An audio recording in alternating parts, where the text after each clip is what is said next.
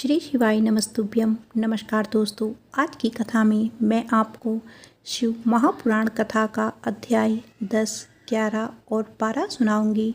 अगर आपको कथा अच्छी लगे तो वीडियो को लाइक, सब्सक्राइब और शेयर जरूर कीजिएगा। एक बार प्रेम से बोलिए हर हर महादेव। भगवान शिव का गंगा अवतरण, तीर्थ में तपस्या के लिए आना, हिमवान द्वारा उनका स्वागत, पूजन और स्तनवन तथा भगवान शिव की आज्ञा के अनुसार उनका उस स्थान पर दूसरों को न जाने देने की व्यवस्था करना। पुत्री लोक पूजित शक्ति स्वरूपा पार्वती हिमालय के घर में रहकर बढ़ने लगी। जब उनकी अवस्था 8 वर्ष की हो गई तब सती के विरह से कातर हुए शंभु को उनके जन्म का समाचार मिलना। नारद उस अद्भुत बालिका पार्वती को हृदय में रखकर मन ही मन बड़े आनंद का अनुभव करने लगी। इसी बीच में लौकिक गति का आश्रय ले शंभु ने अपने मन को एकाग्र करने के लिए तप करने का विचार किया। नंदी आदि कुछ शांत पार्षदों को साथ लेकर वे हिमालय उत्तम शिखर पर गंगावतरण नामक तीर्थ में चले गए, जहाँ पूर्व काल में ब्रह्मधाम से च्युत होकर समस्त पाप राशि का विनाश करने के लिए चली हुई परम पावनी गंगा पहले भूतल पर अवतरण हुई। जितेंद्र ने वहीं रहकर तपस्या आरंभ की। वे आलस्य रहित हो चेतन ज्ञान स्वरूप नित्य ज्योतिर्मय निरामय जगन्मय चितानंद स्वरूप दैत्यहीन तथा आश्रय रहित अपनी आत्मभूत परमात्मा का एकाग्र भाव से चिंतन करने लगे। भगवान शिव के ध्यान परायण होने पर नंदी भृंगी आदि कुछ अन्य पार्षद गण भी ध्यान में तत्पर हो गए। उस समय कुछ ही प्रथमगण परमात्मा शंभु की सेवा करते थे। वे सब के सब मौन रहते और एक शब्द भी नहीं बोलते थे। कुछ द्वारपाल हो गए थे। इसी समय गिरिराज हिमवान उस औषधि बहुत शिखर पर भगवान शंकर का शुभागमन सुनकर उनके प्रति आदर की भावना से वहां आए। आकर सेवकों सहित गिरिराज भगवान रुद्र को प्रणाम किया, उनकी पूजा की और अत्यंत प्रसन्न हो हाथ जोड़ उनका सुंदर स्तवन किया। फिर हिमालय ने कहा, प्रभु मेरी सौभाग्य का उदय हुआ है जो आप यहाँ पधारी हैं। आपने मुझे सनातन का वर्णन किया है कि आप दीनवत्सल हैं। आज मेरा जन्म सफल हो गया, आज मेरा जीवन सफल हुआ और आज मेरा सब कुछ सफल हो गया, क्योंकि आपने यहाँ पर्दापरण करने का कष्ट उठाया है। महेश्वर, आप मुझे अपना दास समझकर शांत भाव से मुझे सेवा के लिए आज्ञा दीजिए। मैं बड़ी प्रसन्नता से अनायचित होकर आपकी सेवा करूँगा। ब्रह्मा जी कहते हैं, नारद गिरिराज का यह वचन सुनकर महेश्वर ने आँखें खोली और सेवकों सहित हिमवान को देखा। सेवकों सहित गिरिराज को उपस्थित देख ध्यान योग में स्थित हुए।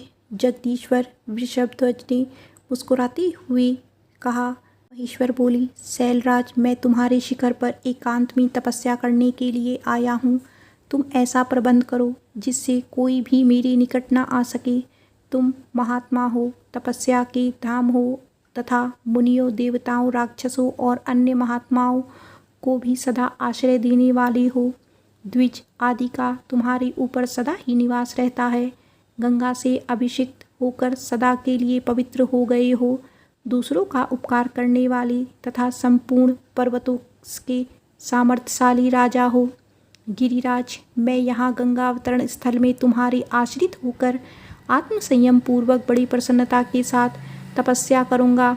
शैलराज गिरिश्रेष्ठ, जिस साधन से यहाँ मेरी तपस्या बिना किसी विघ्न बाधा के चालू रह सके, उसे इस समय प्रयत्नपूर्वक करो। पर्वत प्रहर मेरी यही सबसे बड़ी सेवा है। गंगा अवतरण नामक स्थान में जो मेरे पृष्ठभाग में ही है, मेरी आज्ञा मान कर ना जाए। यहाँ मैं सच्ची बात कहता हूँ, यदि कोई वहाँ जाएगा तो उस महादुष्ट को मैं विशेष दंड दूंगा। मुनि इस प्रकार अपनी समस्त गणों को शीघ्र ही नियंत्रित करके हिमवान ने विघ्न निवारण के लिए जो सुंदर प्रयत्न किया वह मैं तुम्हें सुनाता हूँ, सुनो। ब्रह्मा जी कहते हैं, नारद तदंतर शैलराज हिमालय उत्तम फल फूल लेकर अपनी पुत्री के साथ हर्षपूर्वक भगवान शिव के समीप गए। वहां जाकर उन्होंने ध्यानपरायण त्रिलोकीनाथ शिव को प्रणाम किया और अपनी अद्भुत कन्या काली को हृदय से उनकी सेवा में अर्पित कर दिया। फल फूल आदि सारी सामग्री उनके सामने रखकर पुत्री को आगे करके शैलराज ने शंभु से कहा, भगवान, मेरी पुत्री आप भगवान चंद्रशेखर की सेवा करने के लिए उत्सुक है। आपकी आराध्य की इच्छा से मैं इसको साथ लाया हूँ। यह अपनी 2 सखियों के साथ सदा आप शंकर की ही सेवा में रहे। नाथ, यदि आपका मुझ पर अनुग्रह है तो इस कन्या को सेवा के लिए आज्ञा दीजिए।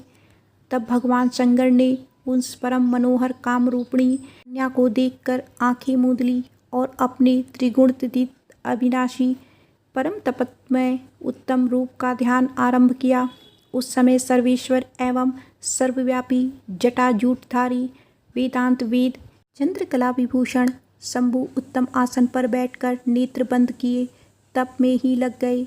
यह देख हिमाचल ने मस्तक झुकाकर पुनः उनके चरणों को प्रणाम किया। यद्यपि उनके हृदय में दीनता नहीं थी तो वे भी उस समय इस संयम में पड़ गए कि ना जाने भगवान मेरी प्रार्थना स्वीकार करेंगे या नहीं। वक्ताओं में श्रेष्ठ गिरिराज हिमवान ने जगत के एकमात्र बंधु भगवान शिव से इस प्रकार कहा। हिमालय बोले, देव देव महादेव करुणाकर शंकर प्रभु, मैं आपकी शरण में आया हूँ। आंखें खोलकर मेरी ओर देखिए। शिव सर्व महेशान जगत को आनंद प्रदान करने वाले प्रभु महादेव, आप संपूर्ण आपत्तियों का निवारण करने वाले हैं। मैं आपको प्रणाम करता हूँ। स्वामी प्रभु, मैं अपनी इस पुत्री के साथ प्रतिदिन आपका दर्शन करने के लिए आऊँगा। इसके लिए आदेश दीजिए। उनकी यह बात सुनकर देवदेव महेश्वर ने आंखें खोलकर ध्यान छोड़ दिया और कुछ सोच विचार कर कहा। महेश्वर बोले, गिरिराज, तुम अपनी इस कुमारी कन्या को घर में रखकर ही नित्य मेरे दर्शनों को आ सकते हो, अन्यथा मेरा दर्शन नहीं हो सकता। महेश्वर की ऐसी बात सुनकर शिवा के पिता हिमवान मस्तक झुकाकर उन भगवान शिव से बोले, प्रभु, ये तो बताइए किस कारण से मैं इस कन्या के साथ आपके दर्शन के लिए नहीं आ सकता? क्या यह आपकी सेवा के योग्य नहीं है? फिर इसे नहीं लाने का क्या कारण है, यह मेरी समझ में नहीं आता।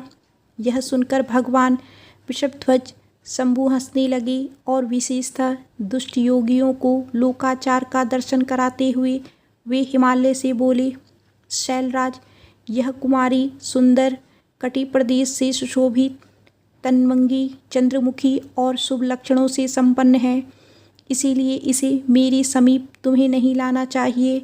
इसके लिए मैं तुम्हें बारंबार रोकता हूँ। वेद के पारंगत विद्वानों ने नारी को माया रूपिणी कहा है। विशेषतः युवती स्त्री से क्या प्रयोजन है?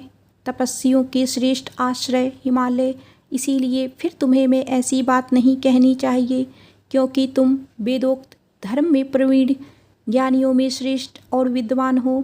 अचलराज, स्त्री के संग से मन में शीघ्र ही विषय वासना उत्पन्न हो जाती है, उससे वैराग नष्ट होता है और वैराग्य न होने से पुरुष उत्तम तपस्या से भ्रष्ट हो जाता है।